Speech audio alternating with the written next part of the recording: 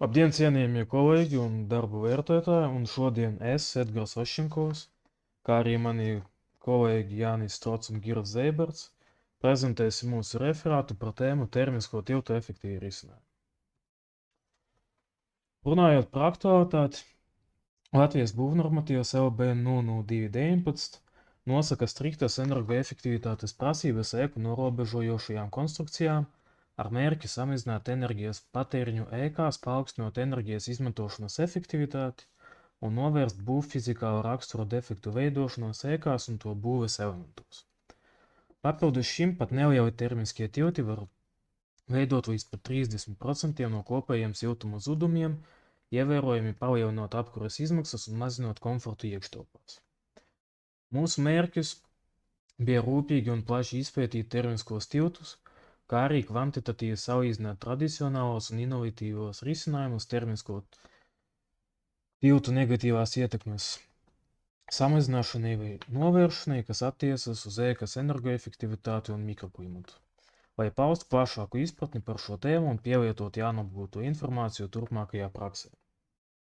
Mūsu uzdevumi bija izpētīt termiskos tiltus, kas attiecas uz manu daļu, sniegt termisko tiltu aprēķinus un simulācijas, kas gan attiecas uz mani, gan par simulācijām runājot uz Girtu, izskatīt, kādi ir tradicionāli un efektīvi risinājumi, ar ko tie atšķiras, tā ir Jāņa daļa, un veikt vienkāršotu tematu izklāstu kolēģiem.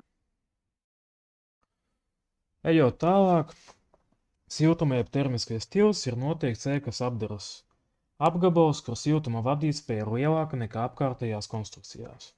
Jo lielāka ir ēkas ārējās un iekšējās temperatūras starpība, jo ātrāk ēka uzsilst vai atdziest. Izšķir 6 termisko tiltu veidus – lineārie, geometriskie, konstruktīvie, punktveida, sistemātiskie un konvektīvie. Lineārie termiskie tilti ir tukšumi vai vājāk izolētas zonas ēkas siltumnorobežojošajās konstrukcijās, kas stiepjas gar iedomātu līniju pāri konstrukcijai. Tie parasti atrodas balkonu savienojumos ar grīdas plātni, sienu malās, grīdas balstos un logu ailēs. Enerģijas zudumi lineārā termiskajā tiltā tiek raksturoti ar lineāro siltuma caurlaidību psi. Geometriskie termiskie tilti rodas tajās vietās, kur mainās ēkas norobežojošās konstrukcijas virsmu virziens, piemēram, stūrī, vai arī, kur ir vietējais šo virsmu samazinājums. Tie var būt kā lineārie, tā arī punktveida termiskie tilti. Konstruktīvie termiskie tilti ir pārtraukumi ēkas norobežojošās konstrukcijas izolācijā, ko rada montāžā vai būvniecībā izmantotie elementi. Piemēri ir pārtraukumi stūru savienojumos starp dažādām ēkas sastāvdaļām, piemēram, īveida sija, kas šķērso montāžu. Punktveida termiskie tilti ir koncentrēti zudumi, kas tiek konstatēti vienā punktā. Piemēri ietver stiprinājuma elementus, piemēram, tapas vai fasādes atbalstus un endkurus, kas iekļūst izolācijas slānī. Enerģijas zudumi punktveida siltuma tiltā tiek definēti kā punktveida siltuma caurlaidība Hi. Sistemātiskie termiskie tilti ir atkārtoti enerģijas zudumi visā fasādes garumā. Šo konceptualizāciju izmanto, lai atvieglotu ēku norobežojošo konstrukciju projektēšanu kā struktūrā ar vienvirziena siltuma plūsmu, kas vienkāršo siltuma zudumu aprēķinu. Piemēram, siltuma zudumi, kas rodas no sienu savienojumiem vai mūra savienojumiem. Un beidzot, konvektīvie termiskie tilti ir enerģijas zudumi, kas rodas gaisa kustības dēļ konstrukcijas iekšienē. Konkrēti nejaušas gaisma plūsmas dēļ konstrukcijas iekšpusē. Iespējamie cēloņi ir konvekcijas traugā starp komponentiem vai pašā izolācijas slānī.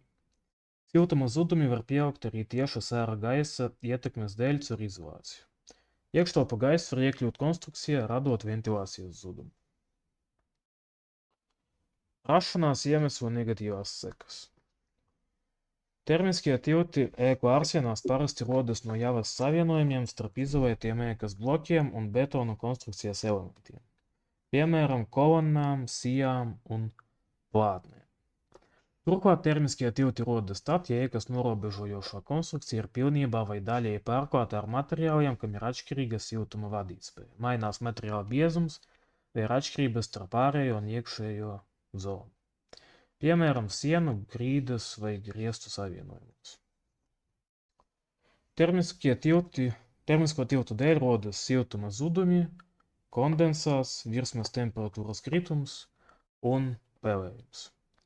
Jeb termisko tiltu dēļ palielinās ēkas kopējās siltuma enerģijas patēriņš, kas tieši ietekmē apkuras izmaksas. Ja virsmas temperatūra nokrīt zem rases punkta, uz virsmas veidojas mitrums jeb kondensāts, kas var bojāt konstrukciju materiālus. Termisko tiltu zonās iekšējā virsma ir ievērojami augstāka nekā pārējā konstrukcijā. Tas savukārt samazina telpu komfortu un pavājina ēkas siltumizolācijas efektivitāti. Un beidzot, uzkrājoties mitrumam, veidojas pelējumas ēnītes, kas ir bīstamas gan cilvēku veselībai, gan konstrukcijas stiprībai un izturībai. Abos attēlos var redzēt, kā vienā no viņiem var redzēt kondensāta veidošanos, un otrā attēlā var redzēt pelējuma veidošanos. Termisko tiltu noteikšanas metodes. Mūsu darbā bija izskatītas 4 termisko tiltu noteikšanas metodes. Tās ir infrasarkanā termogrāfija, siltuma plūsmas mērīšana, termometriskā metode, kā arī simulācijas un skaitliskās modelēšanas metodes. Sāksim ar infrasarkano termogrāfiju. Infrasarkano termogrāfiju plaši izmanto, lai noteiktu termiskos tiltus ēku norobežojošās konstrukcijās. Ar šo metodi mēra no virsmām izstaroto infrasarkano staroju un pārvēršot to temperatūras laukā, kas izceļ anomālijas, kur siltuma plūsma ir pastiprināta izolācijas vai materiāla saskares vietu pārtraukumu dēļ. Runājot par siltuma plūsmas mērīšanu, ISO 9869 1 standarts paredz siltuma plūsmas sensoru izmantošanu ēkas norobežojošo konstrukciju U vērtības noteikšanai reālajos apstākļos. Pašreizējā redakcija nosaka, ka mērījuma monitoringa periodam jāilgst vismaz 3 līdz 7 dienām. Trešā metode ir termometriskā metode, kas balstās uz līdzvērtību starp siltuma plūsmu no iekštopām uz āru un siltumu, kas plūst no iekštopām uz sienas iekšējo virsmu, izmantojot konvekciju. Metode novērtē siltuma plūsmu, izmantojot konvekcijas likumus, un U vērtība aprēķina kā konvekcijas siltuma pārneses attiecību pret temperatūras starpību ēkas norobežojošajās konstrukcijās. Un pēdējā metode ir simulācijas un skaitliskās modelēšanas metodes. Skaitliskās un simulācijas metodes termisko tiltu noteikšanai ir izstrādātas, lai atspoguļotu daudzdimensionālu siltuma plūsmu ēku energoefektivitātes simulācijās. Sarežģītas 2D vai 3D termisko tiltu geometrijas var vienkāršot, izmantojot ekvivalento sienu metodi vai jauktas skaitliskās metodes, kas atspoguļo būtisko dinamisko siltuma pārneses uzvedību un uzlabo ēkas energoefektivitātes prognožu precizitāti salīdzinājumā ar standarta vienas dimensijas pieņēmumiem. Augšējā attēlā var redzēt plūsmas sensorus, vidējā attēlā var redzēt, ka siltuma zudumi rodas caur logiem, un tā arī ir tā infrasarkanā termogrāfijas metode, un apakšējā bildē var redzēt, ka mēra temperatūras vērtību, kuru vēlāk var izmantot termometriskajā metodē. Tālāk mēs parunāsim par aprēķinu formālu. Un pirmais pie mums ir U vērtības aprēķins, jeb siltuma caurlaidības koeficienta aprēķins. Šis koeficients raksturo siltuma plūsmas intensitātes ar ēkas norobežojošajām konstrukcijām uz viena laukuma vienību un temperatūras starpību. Zemāka U vērtība nozīmē efektīvāku siltumizolāciju. Jeb U vērtība ir vienāds 1 dalīt ar kopējo siltumpretestību. Otrā vērtība ir HD vērtība, kuru aprēķina pēc formulas, kuru var redzēt tajā prezentācijā, un kur HD ir tiešais siltuma pārneses koeficients starp apsildāmo vai dzesēto telpu un ārējo vidis ar ēkas norobežojošo konstrukciju. AI ir ītā ēkas norobežojošās konstrukcijas elementa laukums kvadrātmetros. UI ir ītā ēkas norobežojošās konstrukcijas elementa siltuma caurlaidība. LK ir kātā lineārā termiskā tilta garums. psi, kā ir kārtā lineārā termiskā tilta siltuma caurlaidība, un hi, j ir jītā punktveida termiskā tilta siltuma caurlaidība. Trešā pie mums ir psi vērtība, kas ir lineārā siltuma caurlaidība, un tā savukārt ir siltuma plūsmas garumu, kuras mērvienība ir vats dalīt ar metrs reiz kelvins. Un šeit no jaunajiem jēdzieniem, kuri nebija minēti iepriekšējā formulā, ir L2D, kas ir lineārais siltuma pārneses koeficients no 2D siltuma plūsmas modeļa. Ceturtais koeficients, kur aprēķins iekļauts referātā, ir punktveida termiskā tilta siltuma caurlaidības koeficienta aprēķins. Un šeit ir tikai viens jauns termins, kas ir L3D, un tas ir kopējais siltuma pārneses koeficients, kas ir iegūsts no trīsdimensiju siltuma plūsmas modeļa. Un pēdējais aprēķins ir FRSI faktora aprēķins. Šo faktoru pielieto, lai novērtētu kondensāta veidošanās un pelējuma risku pie siltuma tiltiem. Ja virsmas temperatūra pārāk stipri pietuvojas ārā temperatūrai, uz tās var kondensēties mitrums, kas veicina pelējuma attīstību. Augstāks FRSI nozīmē, ka virsmas temperatūra ir tuvāka iekštelpu temperatūrai, samazinot kondensāta risku. Un runājot par apzīmējumiem, TSI ir iekšējās sienas virsmas temperatūra, TI ir iekštelpa gaisa temperatūra, un TE ir ārā gaisa temperatūra. Tātad mēs nonākam pie skaitliskās modelēšanas. Datus un materiāla īpašības izvēlējos no Latvijas būvnormatīva ēku norobežošo konstrukciju siltumtehnikas, kā arī no materiāla ražotāju tehniskajām specifikācijām, kā arī datus ņēmu atbilstoši mūsu šī brīža laika apstākļiem, kā piemēram ārā temperatūra -12 grādi un iekštelpu relatīvais mitrums 60 grādi.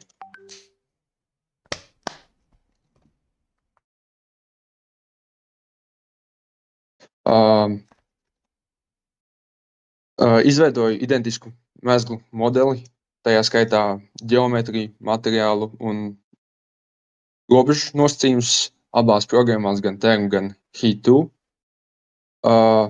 Salīdzinājums parāda, ka Term, izmantojot FEM metodi, labāk tiek galā ar neregulārām formām, jo tā tīkls pielāgojas līnijām. Savukārt Heat2 ar FDM metodi ir ātrāka, bet izmanto taisnstūra tīklu, kas var radīt nelielu nobīdi, kas arī parādās relatīvajā novirzē apmēram 2%.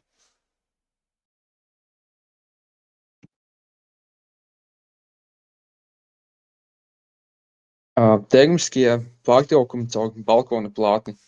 Balkona plātne, kas iet caur ārsienai bez siltumizolācijas, ir viena no bīstamākajiem termiskajiem tiltiem.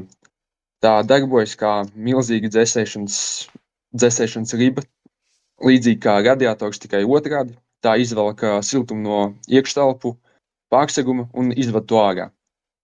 Savā darbā es veicu skaitlisko modelēšanu diviem variantiem, kas ir pirmais tradicionālais risinājums monolīta dzelzbetona plātne bez jebkāda siltuma pārtraukuma, un otrs scenārijs ir energoefektīvs risinājums, izmantojot termisko pārtraukumu, kas atdala ārējo balkonu no iekšējā pārseguma ar izolācijas slāni. Un aprēķināja, ka psi bez izolācijas ir aptuveni 0,85 vati uz metru uz kelvinu, un ar termisko pārtraukumu ir apmēram 0,15 vati uz metru uz kelvinu. Un aprēķinot kopējo psi, var secināt, ka tas ir 82%, kas parāda, ka termiskā pārtraukuma izmantošana samazina psi vērtību par aptuveni 82%.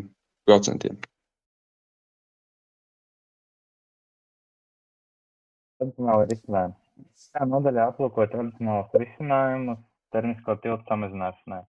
Šie risinājumi balstījās uz normatīvajām prasībām, īpaši uz konstrukciju U vērtību izpildi. Praktiski tas nozīmē, ka galvenais uzsvars tika likts uz siltumizolācijas biezumu palielināšanu sienās, jumtos un pamatos. Projektēšanā bieži tiek izmantota cipveida konstrukciju mezgli, kas ir konstruktīvi droši un vienkārši realizējami. Šāda pieeja galvenā uzmanība tiek pievērsta plātnes siltuma zuduma samazināšanai, bet konstrukciju mezgli netiek detalizēti analizēti un no siltumfizikas viedokļa.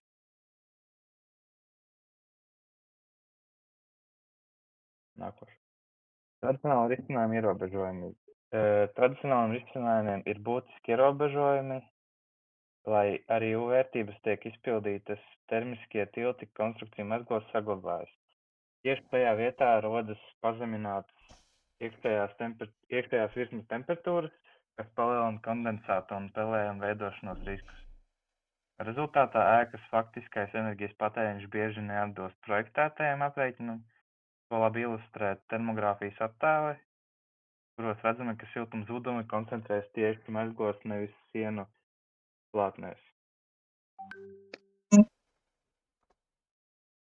Efektīvo risinājumu pamatprincipi. Atkarībā no tradicionālās pieejas efektīvie risinājumi balstās uz mūsdienīgu būvfizikas izpratni, bet galvenais mērķis ir ne tikai samazināt kopējo siltuma zudumu, bet arī novērst lokālās siltuma plūsmas koncentrāciju konstrukciju mezglos. Efektīvo risinājumu pamatā ir nepārtraukta siltuma izolācijas visas ēkas apvalkā un mezglu projektēšanā, balstoties uz aprēķiniem.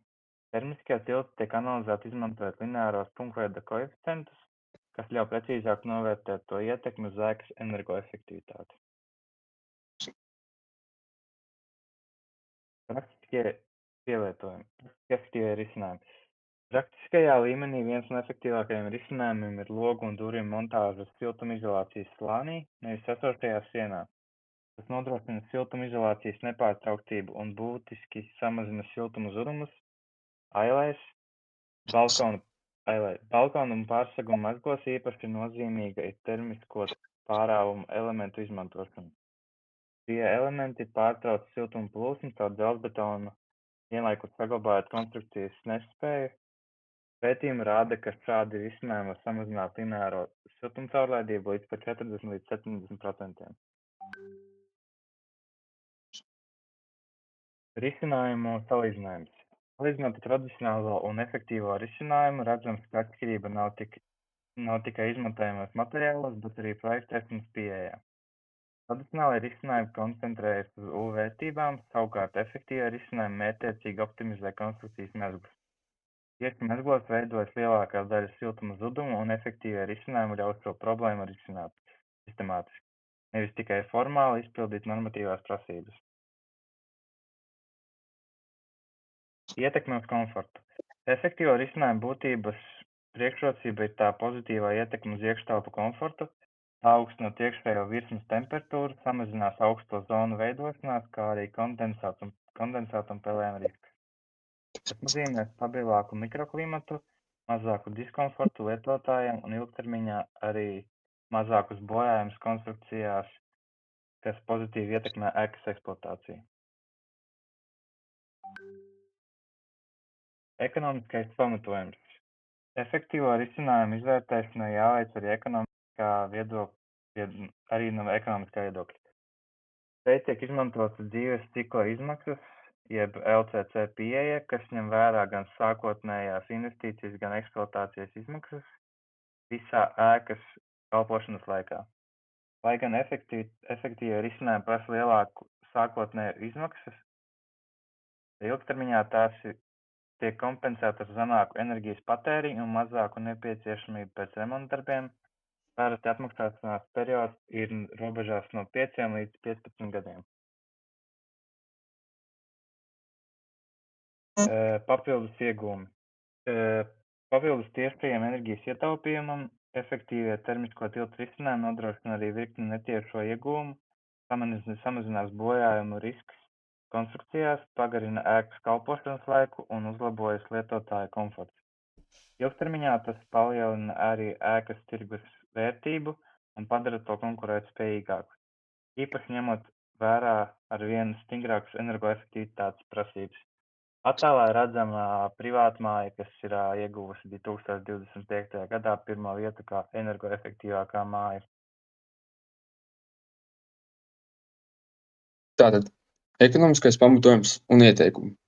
Pieņemsim, ka balkona mezgla termiskā pārtraukuma uzstādīšana 10 metru garumā izmaksā apmēram 850 eiro, ietverot materiālus un darbu.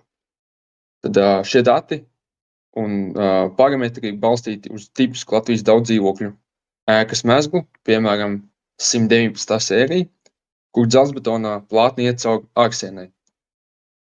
Un tad aprēķinājām, ka ietaupījums gadā varētu būt 641 kWh gadā. Un, ja ņemot vērā, ka Rīgas siltums piegādā 1 kWh par 10 centiem, tad ietaupījums ir 64 eiro gadā. Līdz ar to atmaksāšanās periods ir apmēram 13 gadi. Taču par cik mums ir inflācija, un ņemot vērā, ka inflācija kādi 5%, tad apmaksāšanās periods ir ātrāks un jau kādi 11 gadi.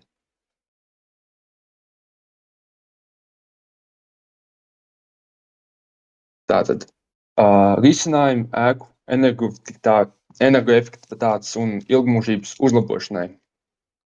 Modelēšanā, projektēšanas stadijā pirmais un svarīgākais ieteikums ir veikt skaitlisko modelēšanu jau projektēšanas stadijā.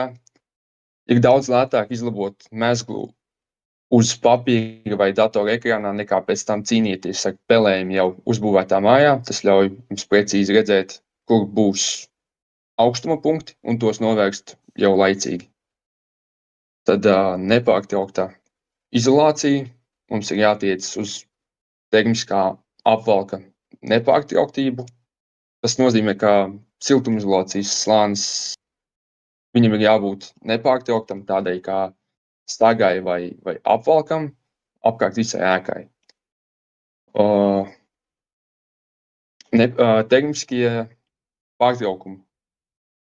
Vietās, kur konstrukcijas elementi ir jāiziet cauri izolācijai, kas mūsu piemērā ir, piemēram, balkons, ir obligāti jāizmanto certificēti termiskie pārtraukumi.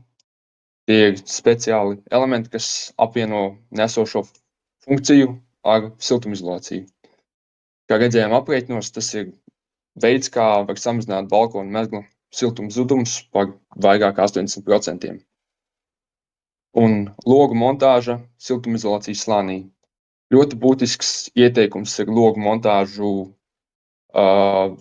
veikt nevis pašā sienā, bet gan ievirzīt tos siltumizolācijas slānī. Tas ļauj siltumizolācijai pārsegt loga rāmi, tādējādi samazinot C vērtību no kā iepriekš skatījāmies 0,08 uz 0,01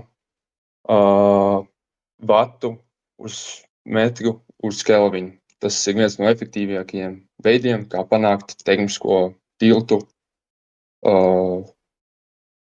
brīvus termiskos tiltus konstrukcijā.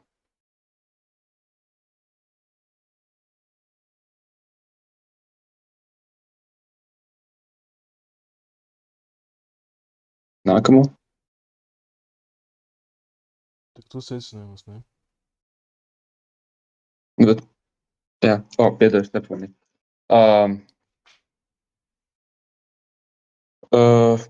Termisko tiltu būtiskā ietekme, kā pirmais un svarīgākais secinājums ir par mērogu. Termiskie tilti nav tikai sīkums, tie var veidot līdz pat 30% no kopējās ēkas siltuma zudumiem. Tas nozīmē, ka pat visbiezākā siltumizolācija uz sienām nesniegs gaidīto efektu, ja mēs atstāsim neizolētus mezglus. Tas tieši ietekmē ēkas energoefektivitātes klasi un apkurses rēķinus. Nepieciešamība pēc padziļinātas analīzes mēs secinājām, ka tradicionālajām metodēm vairs nepietiek. Mūsdienu būvniecība ir obligāta detalizēta psi un ksi koeficientu analīzi saskaņā ar ISO 10211 standartu. Tai šāda padziļināta pieeja ļauj mums precīzi aprēķināt reālo siltuma plūsmu un izvairīties no kļūdām, ko parastie U vērtību aprēķini vienkārši neuzrāda. Tad efektīvu risinājumu priekšrocības mūsu praktiskie piemēri parādīja risinājumu efektivitāti, izmantojot termiskos pārtraukumus balkonos. Mēs panācām siltuma zudumu samazinājumu par 82%, bet tas nav tikai stāsts par siltumu. Šie risinājumi ir kritiski svarīgi, lai novērstu kondensātu un pelējumu riskus, kas rodas augstumā virsmām iekštelpās. Energoefektīvais pamatojums un ilgtermiņa ieguve no ekonomiskā viedokļa investīcijas šādos risinājumos ir pilnībā pamatots. Aprēķinātais atmaksāšanas periods ir 10–15 gadi un ļoti konkurētspējīgs. Ņemot vērā ēkas ilgo dzīves ciklu, galvenais iegūms šeit ir ēkas ilgmūžībā, jo mēs pasargājam konstrukciju no mitruma bojājumiem, vienlaikus nodrošinot augstu komforta līmeni iedzīvotājiem. Un tad ieteikumi ir savlaicīgi identificēt termiskos tiltus, ietaupīsiet gan līdzekļus, gan galvas sāpes. Paldies par Paldies par uzmanību. uzmanību. Esam gatavi jūsu jautājumiem.